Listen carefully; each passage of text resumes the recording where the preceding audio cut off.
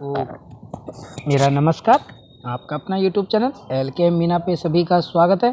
तो प्यारे बच्चों, आज की वर्कशीट हमारी शिक्षा निदेशालय की तरफ से दी जाने वाली कार्यपत्र संख्या हमारी 31, विषय हमारा विज्ञान और कक्षा 8 की वर्कशीट है, कक्षा 7।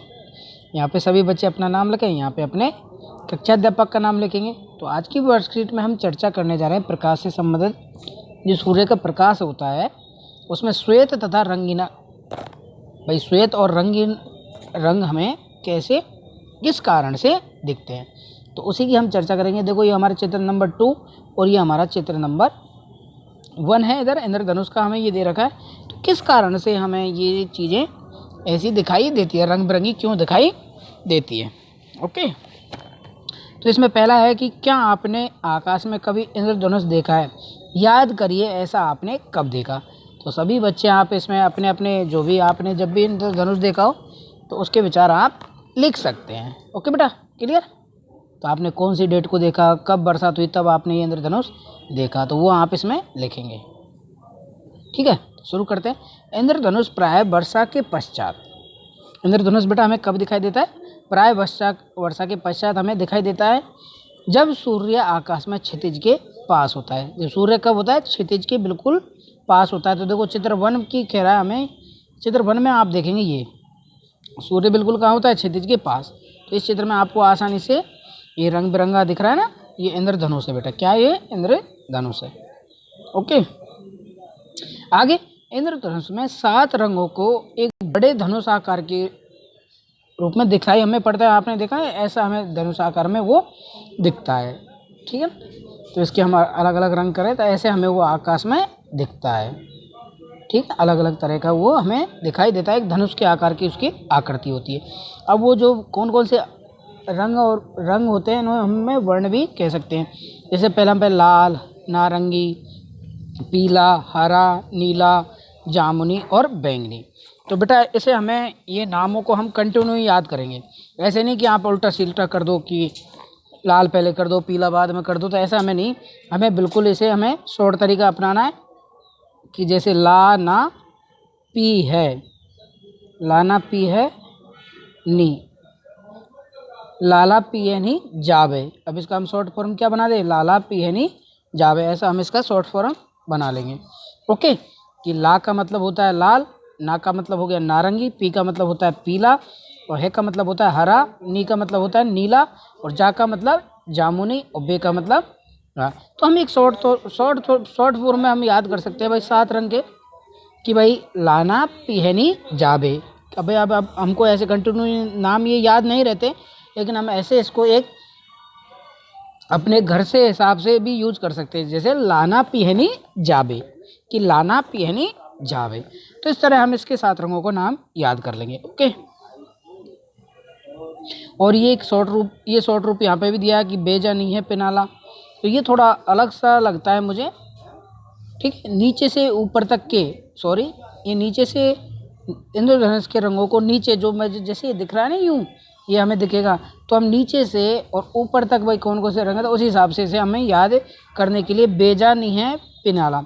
तो हम पहले रंग से बैंगनी, जा से जामुनी, नी से नीला, है से हरा, पी से पीला, ना से नारंगी और ला से लाल। तो इस तरह से याद कर लेंगे। और एक महत्वपूर्ण बिंदु है, वो हमें याद रखना है कि आप इंद्रधनुष तभी देख सकते हैं जब आपकी पीठ सूर्य की ओर हो। ये बेटा बहुत महत्वपूर्ण है, आप ध्यान रखना। जब आप इसे तभी देख सकते हैं जब आपकी पीठ कहाँ हो? सूर्य की ओर हो। ओके, आगे कि श्वेत प्रकाश में 7 वर्ण होते हैं। कि श्वेत प्रकाश जो होता है उसमें 7 वर्ण होते हैं, तो वो उनके बारे में हम अध्ययन करेंगे। तो एक हमें एक्टिविटी करनी है, तो उसके माध्यम से हम समझ सकते हैं कि भाई कौन कौन से 7 वर्ण होते हैं, रंग होते हैं। कांच का एक प्रिज्म लीजिए। तो बेटा ये कांच का एक हमने प्रिज्म ले लिया। ठीक है, ये हमने एक प्रिज्म ले लिया। किसी अंधेरे कमरे की खिड़की के छोटे छिद्र से सूर्य के प्रकाश का एक पतला किरणपुंज प्रिज्म के एक पलक पर डालिए। जैसे ये हमें इधर से हमारा अंध कमरे में हमने एक प्रकाश की रोशनी इस पर डालते हैं। ठीक है ना बेटा, एक प्रकाश की छोटी सी, और प्रिज्म के दूसरे फलक से बाहर निकलने वाले प्रकाश को सफ़ेद कागज़ की एक शीट पर गिरने दें। कि जैसे हमने इधर इसमें एक छेद किया तो इससे हम प्रकाश इधर दे रहे हैं, और यहाँ भी हमने एक छोटा सा छेद कर दिया इसे एक कागज़ के प्रिज्म में। तो दूसरी फलक से बाहर निकलने वाले प्रकाश को सफ़ेद कागज़ की एक शीट पे हमें डालना है। तो मतलब इधर हम कोई सफ़ेद शीट रख देंगे, तो आप देखेंगे कि आप 7 रंगों या वर्णों का इंद्रधनुष जैसा रंगीन पैटर्न आपको मिलेगा। देखो इसमें इन्होंने डाल के देखा ना, तो हमें बिल्कुल ऐसा ही ये एक्टिविटी घर पे करके देखनी, तो आपको ये चीज़ और अच्छे से समझ में आ जाएगी। जैसे जैसे एक्टिविटी में कहा है वैसे वैसे हमें करना है। तो यह प्रिज्म दर्शाता है कि सूर्य के प्रकाश में 7 रंग विद्यमान होते हैं। क्या दर्शाता है ये प्रिज्म से जब एक्टिविटी हम करेंगे कि सूर्य के प्रकाश में कितने रंग मौजूद होते हैं? 7 रंग मौजूद होते हैं, 7 वर्ण मौजूद होते हैं। अब आगे देखते हैं बेटा। आगे इसमें हमें बताया गया है कि इस तरह पैटर्न आप दैनिक जीवन के बहुत सी गतिविधियों में देख सकते हैं। कुछ गतिविधियों को आप घर पर भी कर सकते हैं, जैसे जल में साबुन घोलकर विलय जो हम तैयार करते हैं तो उसमें हमें रंगीन बुलबुले दिखते हैं ना, रंगीन बुलबुले। तो एक स्ट्रा या खाली रिफिल की मदद से बुलबुले बनाएं और ये रंगीन बुलबुले दिखाई देते हैं। एक सीडी से प्रकाश को परावर्तित करके देखिए, जैसे हम सीडी पे, जैसे हमारा प्रकाश उस सीडी पे पड़ता है, जैसे ये दिखा रखी है बेटा सीडी, जो कि हम घरों में यूज़ करते हैं पिक्चर मूवी वगैरह देखने के लिए। तो इसमें भी हमें बेटा 7 तरह के रंग बिल्कुल दिखते हैं।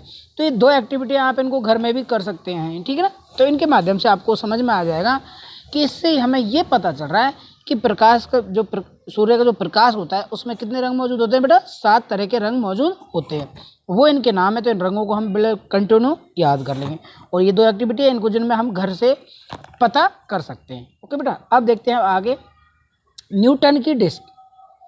तो यहाँ पे न्यूटन की डिस्क में दिखाया गया है, पढ़ेंगे कि लगभग 10 सेंटीमीटर व्यास की गत्ते की एक वृत्ताकार डिस्क लीजिए, कि 10 सेंटीमीटर की व्यास की हमें गत्ते की वृत्ताकार डिस्क हमें लेनी है। जैसे हमने ये ले लिया इतना बड़ा, ये कितना है? ये 10 सेंटीमीटर है। कितना है बेटा? ये 10 सेंटीमीटर है, ठीक है। 7 खंडों में बांट लीजिए। चित्र में दर्शाए गए अनुसार खंडों को इंद्रधनुष के 7 रंगों से पेंट हम कर देना, जैसे कि हमें चित्र नंबर 2 में दिखाया गया है। अब जैसे हमने ये चित्र हम बना लेते खुद ही, अलग क्यों जाएं, तो हमें 7 भागों में हमने इसे बांट देंगे। 1 2 3 4 5 6 और 7।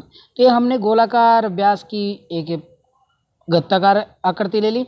अब इसे हमने 7 रंग में बांट दिए और 7 रंगों से हमें ऐसे अलग अलग रंग देंगे, जैसा कि चित्र नंबर 2 में दिखाया गया है वर्कशीट में।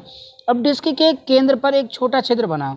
अब डिस्क के केंद्र पे हमें क्या बनाना है? एक छोटा सा छेद बनाना है। ये जो हमारा इसका केंद्र है, तो यहाँ पे हम एक छोटा सा छेद कर देंगे, ठीक है। यहाँ पे हमने एक छोटा सा छेद कर दिया। अब एक बॉल पेन की रिफिल के नोक पर ढीले से घुमाइए।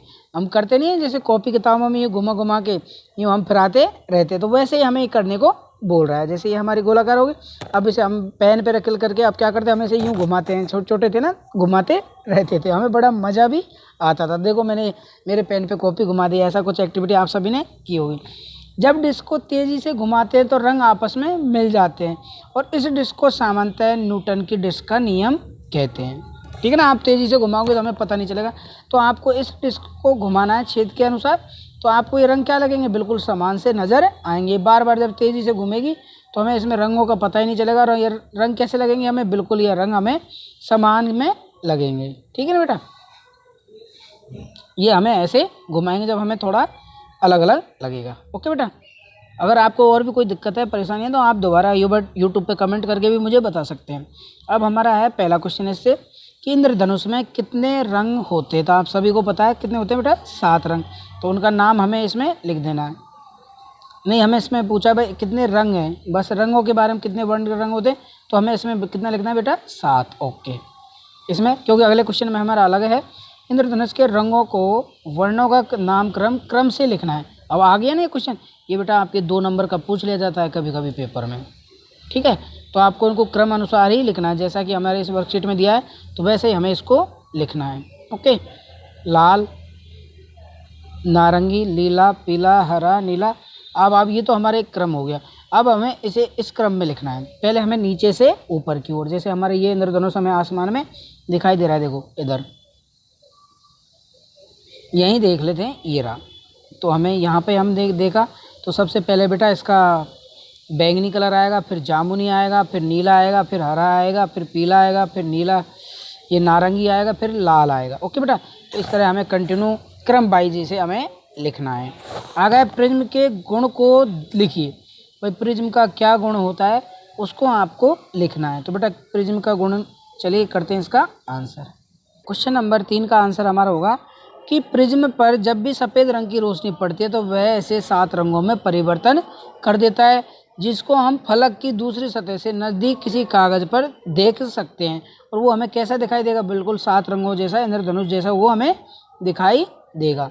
तो ये एक तरह से प्रिज्म का गुण है, इंद्रधनुष। ओके बेटा, तो ये हमें बिल्कुल 7 रंगों का दिखाई देगा। ओके बेटा, अब देखते हैं हम अगला क्वेश्चन।